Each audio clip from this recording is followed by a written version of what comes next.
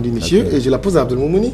Est-ce que quelque part, j'ai dit, cette libération, enfin ce non-lieu dont ont bénéficié les co-auteurs de cette affaire de coup d'État, même si c'est la justice qui a libéré, on ne peut pas occulter la main du politique. J'ai dit, quelque part, ce n'est pas une reprise en main de la situation politique, socio-politique qui est en train d'échapper au pouvoir. Mais il faut très clairement le dire que... En plus de la déclaration du 22 mars, qui semble être, comme on dit en Hausa, Gazoro, Gabansoro. Oui, il faut clairement admettre que... Les deux événements ne sont pas anodins quand même, non? Oui, mais ils sont obligés, les tenants du pouvoir, d'ouvrir des soupapes. La situation nationale est véritablement explosive. Oui. Et ça, c'est un premier aspect. On voit les fronts sociaux qui sont en train de s'embraser. On voit que l'école est totalement à l'abandon. On a des travailleurs qui ne sont plus payés.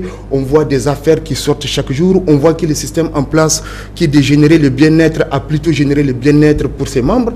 On voit clairement que la corruption est galopante dans ce pays. Les Nigériens se sentent marginalisés. Les inégalités sont en train de se creuser de manière très dangereuse. Les gens sont à l'abandon. On casse leurs boutiques. On défraie la chronique. On fait une justice à double vitesse. Les Nigériens ne se sentent plus responsabilisés, ne se sentent plus respectés, ils ne se sentent plus dans un état de droit, ils ne se sentent plus dans une démocratie, ils sentent qu'ils sont pris en otage par une bande. Et cette bande, elle a toujours été offensante, elle a toujours été à l'offensive par rapport au peuple nigérien.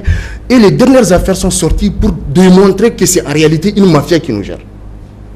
Et tous les Nigériens, il n'y a aucun Nigérien qui peut sortir pour apporter son soutien à ce système. Et très clairement, les Nigériens sont en train de se bouger pour dire que ça ne va pas. Ils sont en train de démontrer leur ras-le-bol. La preuve, les grandes manifestations qu'il y a eu, qui ont généré des milliers et des milliers de Nigériens qui sont sortis pour marquer leur suffisance par rapport à la gestion en place. Et donc, ils sont obligés, au regard des derniers scandales et de la crise sécuritaire qui est là, ils sont obligés d'ouvrir certaines soupapes. Ça, c'est un premier aspect. Il y a un deuxième aspect qui est aussi important, qui n'est pas à négliger, c'est que l'objectif de tous ces charivaris qu'il y a eu depuis 2013 a visé fondamentalement à écraser un adversaire politique et sa formation politique. Et avec les dernières, avec l'arrêt du 13 mars, l'objectif est atteint. Cet homme est aujourd'hui effectivement en difficulté. Et cet homme, l'objectif qui était poursuivi, y compris à les démentants de l'Assemblée nationale, y compris de l'arrêter, de le poursuivre et de faire véritablement un travail à la Gestapo sur son parti, l'objectif est atteint.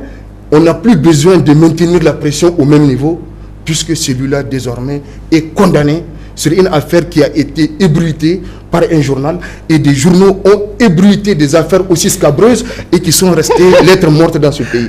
Donc on est véritablement dans une mécanique où aujourd'hui ils n'ont plus besoin de mettre autant de pression sur Lumana, puisque Lumana a été pour eux décapité.